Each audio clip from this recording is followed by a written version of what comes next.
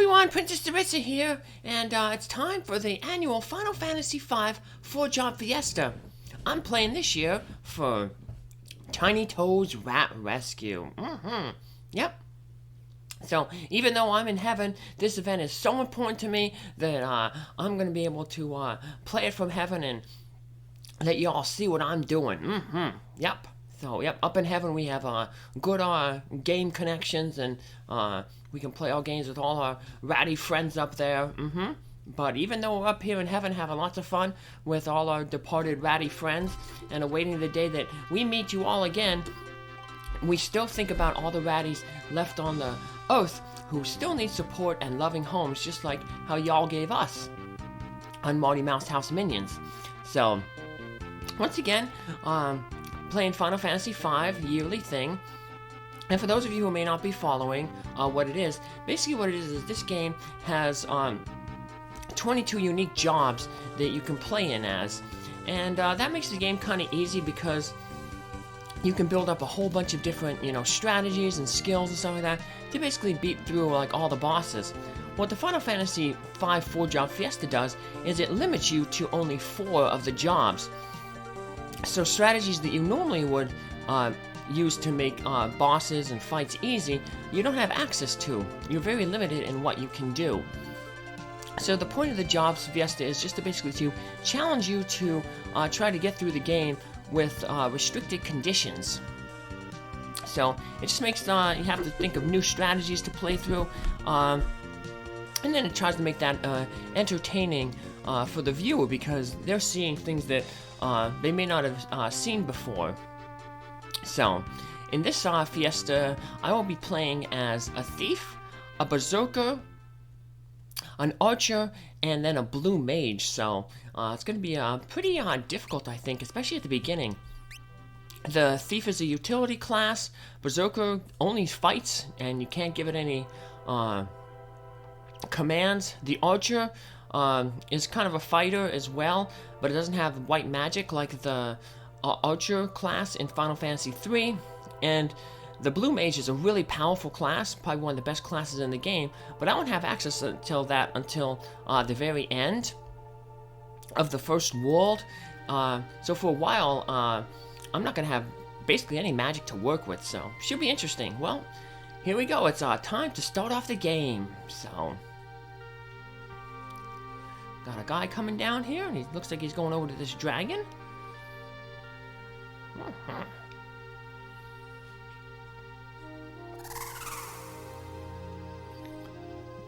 Uh-oh, who's that? Father, do you really have to go?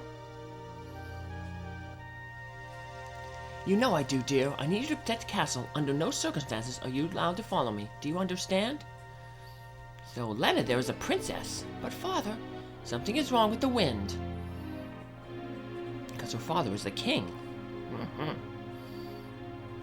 I must go to the wind shrine to make certain nothing's happened. Yes, I've noticed as well, but to go alone is... Don't worry, I'll be fine. Have faith.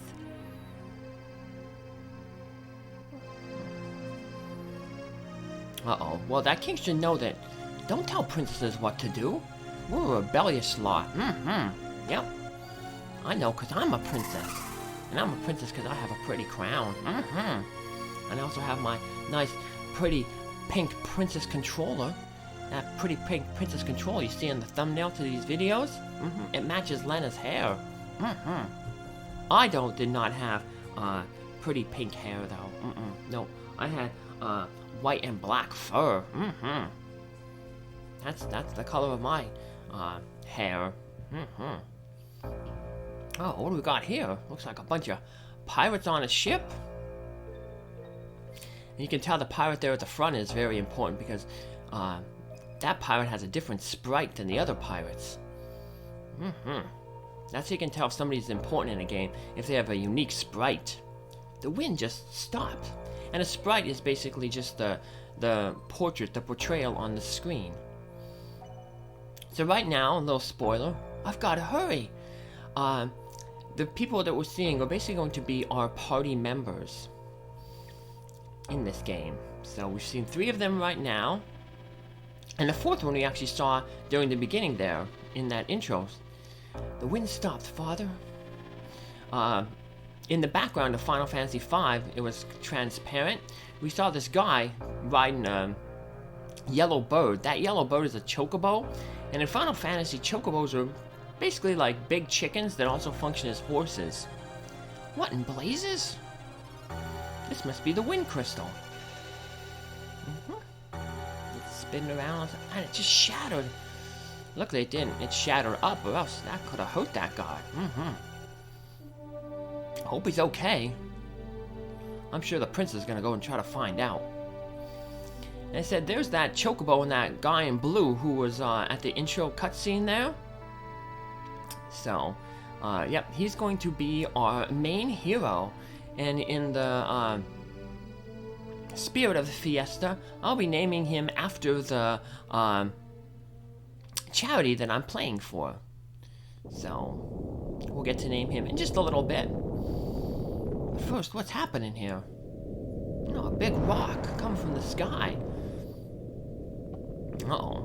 That's not good. Hopefully it doesn't hit any town or anything. But even if it just hits the land, it's gonna cause some damage.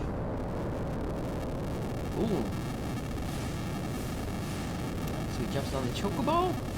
Oh, what a good boy. He put out the fire. Remember, like Smokey the Bear says, only you can prevent forest fires. Now we have control of our hero. And if we try to go up, well, it's a dead end. So we're kind of landlocked right now.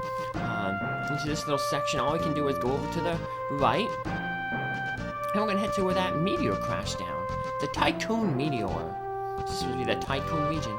Boko, wait here, okay? This is pretty interesting right now. We see there's like, we crossed under the foliage there.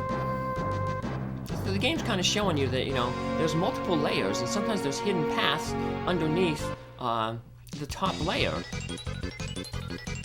So we have that pink-haired princess there. And we have our first encounter of goblins. I'll be putting up the stats of all the enemies that I fight. Also be putting up what their steals and drops are. Steals are going to be very important because we're going to have a thief class, and they can steal off of enemies. They're the only class that can do that, so it's a way to get some good money and items. Hey, are you alright? Yes, I believe so. Looks like she didn't listen to her father. She left the castle. I give you my thanks. My name is Lena, and you are? And now we have a chance to enter the name of our heroes. So, in 2020, I played for Healing Whiskers and named him Whiskers. In 2021, last year, I did for Rabbit and Small Animal Rescue, so I did Rasser. Now I'm doing for Tiny Toe's Rat Rescue, so Tiny Toe. Yeah, you only get 6 characters to name, but we can abbreviate it. Makes sense. Tiny Toes. Me? Call me Tiny Toe. Me and my chocobo just go wherever the trail leads us. And unfortunately, that trail didn't lead us too far. Tiny Toe. There's that big rock. This rock suddenly fell from the sky. The impact must have knocked me out. There's a different color on that rock there. Guess it's a meteorite. A meteorite? Wonder if it has a connection to the wind stopping. Yeah, there's something up with that meteorite there. Again, I give you my thanks. I wish I could do something more to show my appreciation, but I really must go. Whoa, hey, hold up a sec. Gotta be, do you hear something? Huh? Oh, ugh. Help! Help me! You gotta pay attention to the backgrounds and stuff like that. Sometimes the game tries to show you, trick you, and have secret passages and secret doors and stuff like that, so pay attention to that off-color spot on the meteorite there. Are you alright? Where am I? Oh, my aching head.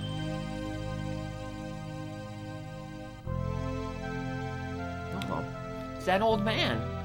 Snake's alive, what's happened? I don't remember. I can't remember anything. Looks like you hit your head pretty bad. Maybe you got amnesia.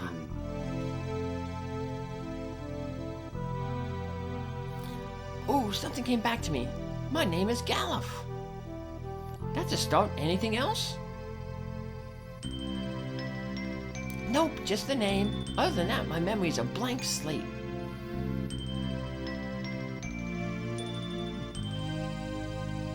Uh-oh, the princess is leaving. Where you going, princess?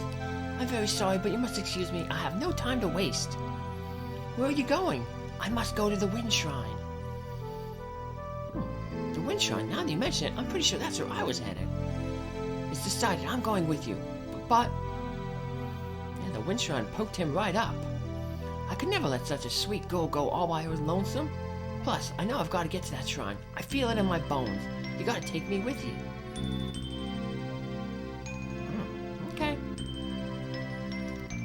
You coming too, Tiny Toe? Tiny Toe, what about you? Sorry, but I'm gonna bow on this one. Good luck, though. Oh, come on, Tiny Toe. You gotta go on adventures. Adventures are fun. Yep. I used to go on adventures with my sister, Princess Luna, to the Cave of Cuddles. Thank you again. Farewell. Godspeed. Yep, the Cave of Cuddles was a big cave that held all our daddy's love, and we would go in there and we'd get petted. Hey, look, there's a treasure chest under there. This is another one of those secret passages. So you just gotta kind of wander around under the trees and eventually find your way to obtain the first treasure, the Phoenix Down. Yeah, see, the game kind of shows you that you can walk under trees over here on this path, and then they have your little treasure chest there right at the intro to show you that, hey, if you see a treasure off screen, there's got to be a hidden path somewhere. One of the advantages of having a thief class, come on, Boko, let's go, is that those hidden passages will be shown off in like a little like gray. They'll have like a little gray line showing off the hidden path. So the thief is a good class for like your first time playthrough, maybe, because it can help show you off the hidden paths. Ow, Boko, bad Chocobo. What are you doing stopping like that? Yeah. Good thing Daddy never told me that I was a bad rat. Now don't you give me that look. Cute, cute, cute. Uh-oh. I guess he understands Chocobo. I know, it's just a golden old man. And with all those goblins around, fine, I got it. Uh-oh. Got some rumbling going. Uh-oh, that doesn't look good. Ah, yeah! Uh-oh, they're in trouble. Come on. And you see, the Chocobo's going really, really fast there. That's another advantage of the Thief class. The Thief class has the ability to run on the overworld, so we'll be able to go through dungeons a little bit faster because we'll be running, but it'll be tougher during fights because the Thief is just like I said, a utility class, so not really known for fighting. We gain our first levels. After each fight, you gain experience points and gold, and once we get our first jobs, we also get job points. But we'll talk about that when we get our first jobs. We won't get our first jobs next episode, so. But when you get a certain amount of experience points, you can gain a level, and your level will increase some of your stats, like hit points, magic points. So. But we've rescued the Princess Lena, and the old man Galuf. It's a good thing that Tiny Toe stuck around. Oh. Hop on down. Good morning, Tiny Toe.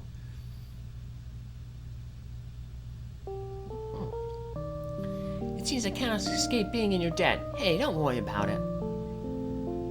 We just did it because we're a good person. The shockwave from the meteorite's impact caused landslides. The road's covered in rubble. I don't think you're going to be able to make it to Tool that way. Tool? That's a town that we're going to go to later. But if I can't get to the Wind Shrine, then... uh-oh. Galuf's stirring. Is he okay? Wind Shrine, gotta hurry. The old guy's pretty dead set on getting there, too. I think we should all go together. Alright, I'll go with you and personally see to it that you get there safely. Oh, really? Yeah, you know, it was my dad's dying wish that I go out and travel the world. Plus, this time it feels like the wind is calling me. Uh-oh, listen to your gut. What a sweet talker. As if you don't just have the hots for that little missy. What? You awake? Don't sound so surprised. This old dog is always ready for anything. Well, you ready for adventure? Not just you, Galuf, but all the people watching this video.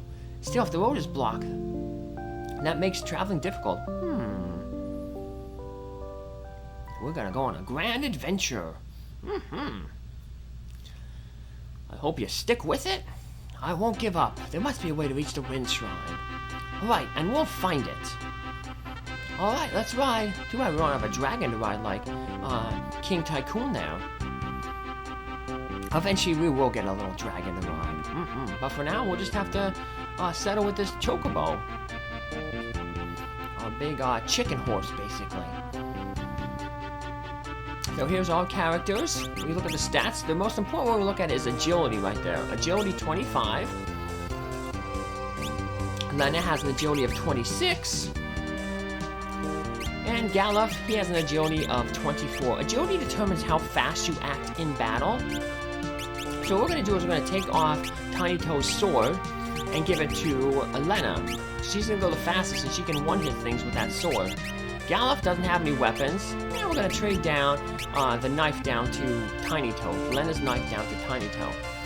This way, Lena will act first and pretty much one-shot anything she encounters. So if we encounter just one monster, we can finish off in one turn. And then, if not, then Galuf and Tiny Toe can double team any of the remaining monsters. I don't remember a cave being here. Probably opened up by one of those earthquakes. Boko, I think this is going to be a little too dangerous for chocobos. Wait here, okay? Phew. This is our first little dungeon. It's a little tiny one, but it's going to show off some mechanics that we need to remember for future dungeons. What's that spring? So you have a large body of water here. You got into a random encounter. There's a devil crab. I have their stats up there. Weak to ice, but we don't have any magic. So as you can see, Lena was able to take out that one all by herself. But they have some pretty good defense, so Galuf just has fists, so he ain't going to be able to hurt the crabs. But Lena with her sword will. We got to get Galuf a weapon. So you got this bottle of water, it's a recovery spring. And it restores your hit points, your magic points, your status like if you're poisoned, if you're blind. And anyone who's knocked out in battle, they'll be brought back onto their feet. So if your hit points go down to 0, your character gets knocked out. And he has to be revived outside of battle with this potion called the Phoenix Down. Or you can touch a recovery spring, or there's some white magic that gets you back up on your feet, or you can stay at an inn. We don't have white magic, so we'll just have to use items and inns to bring back any knocked out characters onto their feet. I should have did this earlier, but I'm going to change the battle mode to active and the speed to fast, so things go a little bit faster. Having it on active battle mode means that the enemies will still do commands even if you're just waiting there. Uh-oh, there's a pirate! Uh-oh, we seen them earlier. They were led by that purple-haired pirate. Look what that pirate does. He pushes that little skull switch on the right, and the door opens up. We see another treasure chest there. Aha, so that's how you get in. So we're gonna look for that hidden passageway. Here we can walk under it, and there we go. Here's the last enemy in this area, the Stroker. There's that little plant thing down there in the bottom. So another way that I'm going to play this game is I'm going to be encountering every single enemy in the game, showing off their stats. So this will be 100% treasure and 100% bestiary completion. So just like I did in my last two job fiestas. So Tiny Toe gained another level, and we've got a leather cap. That's a piece of armor. If we put it on a character, their defense goes up. So you can see the increase in their stats. They show up in yellow on the bottom when you equip items. So we hit that skull switch, and we go further into the dungeon. What's that? So you see there's a little light shining through that door there. That means that that's an access passage to the overworld, basically an exit. That ship just now, how is it sailing with the wind so weak? Another mystery to solve. Yep, see when you see when you're in a dungeon and you see like a door of light coming in, that's a exit. Alright, let's keep heading over this way, getting into another random encounter. Preemptive strike, that means that we start with a full, a full ATB bar. ATB bar is that bar to the right of the character's hit points. And when the bar is full, then you can issue commands. So the enemy also has a ATB bar that's hidden. When you have it on the wait command, the enemy won't act, even if it has a full ATB bar, if you're not issuing any commands. On active, though, the enemy don't care. If you're just trying to select something from the menu, like an item or a spell or a command, the enemy will still attack you, so it makes it a little bit harder. This is a pirate hideout, meaning that ship we saw must be a pirate ship. I wonder if they would give us a ride. Maybe they're nice pirates. The pirates who don't do anything, like in VeggieTales. I think the only ride they'd be interested in would be a keel haul for the three of us. Yeah, you can't ask a favor from a pirate. That's or just sneak on and steal their ship. That's brave. Whoa, you're pretty gutsy for an old-timer.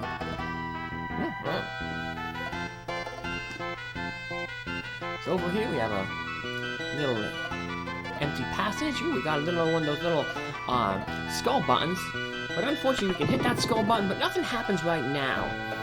It affects the door behind this pirate that's kind of sleeping. So we're gonna have to come back here to push that button later. Luckily, that pirate is sleeping, and luckily, this pirate is also sleeping. Uh-oh. He's getting up. Quick, hide!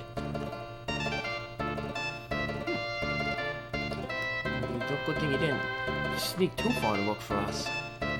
So, well, we're stuck on just going down this gangway plank. And here's the ship. So, look, ooh, there's a little stairway going down here. Let's head down it first. Nothing down here. So, looks like I guess in the cargo hold of the ship. What do we got over here? Ooh, we got a room with a pirate. There's a bed, but we can't sleep in it. He's sleeping. Captain, fix the rudder. Take the helm, mumble. Sigil. Who's Sigil? But that pirate's giving us a little clue on what we need to do. We need to take the helm, which is basically the steering wheel of the ship. So we'll do that, but let's explore this other side first. We'll make sure we explore everything. And that door won't open, so if we press the A button in front of the door, it tells us that it's locked. So, okay. So yeah, if you try to go through a door and it ain't opening, there's must mean that it's locked and there's some other way to open it. So let's do what that pirate said and take the helm. Yo ho ho and stuff. Time to cast off. It's not moving. Who's Sildra? She's supposed to do something. Well, cast off means start sailing, kid. I know that. The wheel won't even budge. How do you work this thing? Maybe Sildra's that purple-haired pirate. Try working anything, there'll be the devil to pay. Ooh, I hope he takes yogis. Hey, it's the purple-haired pirate. Trying to steal my ship, are you? You're a lot of brass, or maybe you're just lacking in brains. I'd wager it's the latter.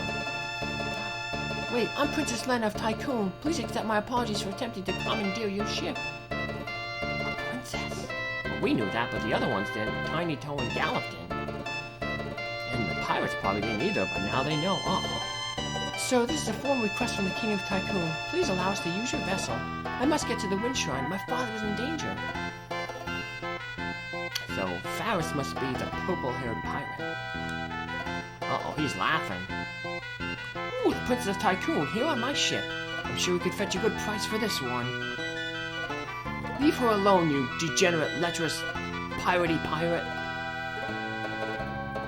I beg of you, please. Uh-oh, that pendant.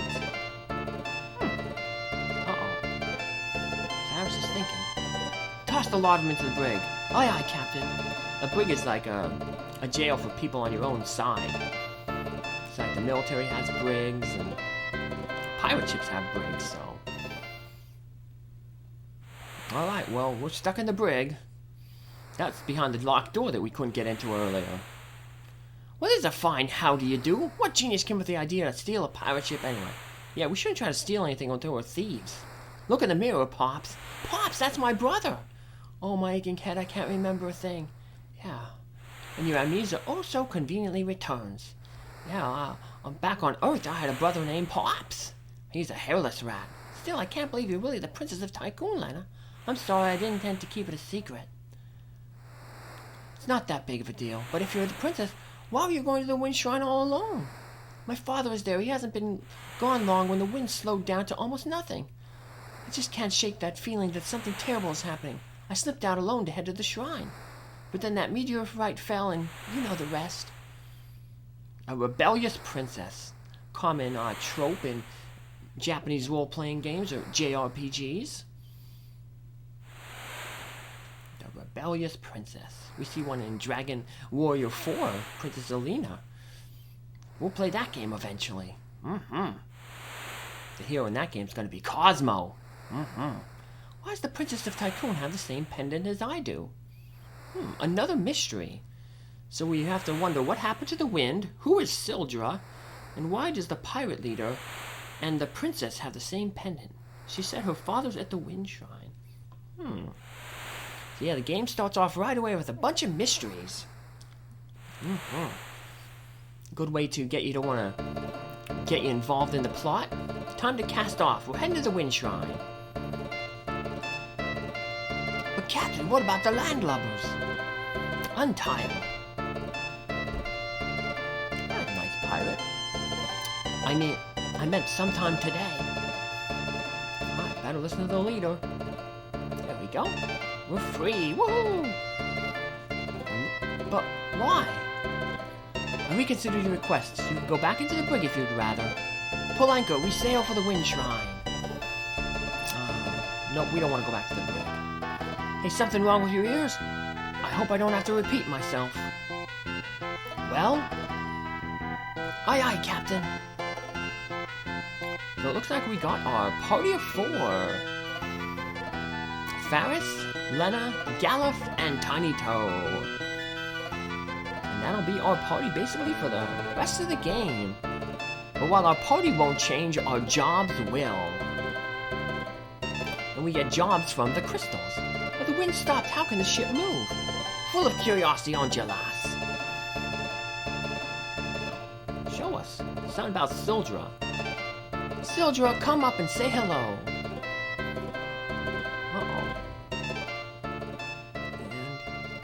And hey, it's Sildra. It's like a dragon or something.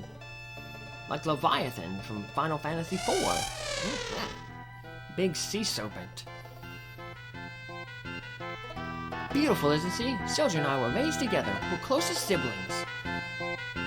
Wow. I thought I was weird because I had a dog as a brother, Spartacus. But Faris the pirate, he has a sea dragon as a sister. Wow, that's pretty neat. I had one sister, Princess Prin. And then I had several brothers, Arthur and Durf. And then I got some new brothers, Dutch, Terry, and Pops. And Spartacus the dog. Everyone else was a rat, just Spartacus was different. So we can sail to the wind shrine on our own, but there's not much else to go. We can go to Tool, the town, but yeah, we're just gonna have the pirate take us to the wind shrine right away. So we'll go to Tool later. There's no real reason to go there now. So all right, let's see what Faris has. Faris has a dagger, a leather shield, and a leather armor. He also has the highest agility at 27. So let's pass down her dagger to Lena and give the sword to Faris. So now hopefully attacks go basically. Faris takes out an enemy, then Lena and Lena and Tiny Toe take out an enemy, and then Galuf can just work on whatever. So we gotta get Galuf a weapon. So I'm gonna quick change the screen here a little bit, so make it orange, so that way I can differentiate on my saves. Then we just save the game. We can save in the overworld or special spots in dungeons. So, and speaking of dungeons, we'll be heading into the Wind Shrine dungeon in our next episode. So come back, take care, have a good one. Thanks for following along. Bye!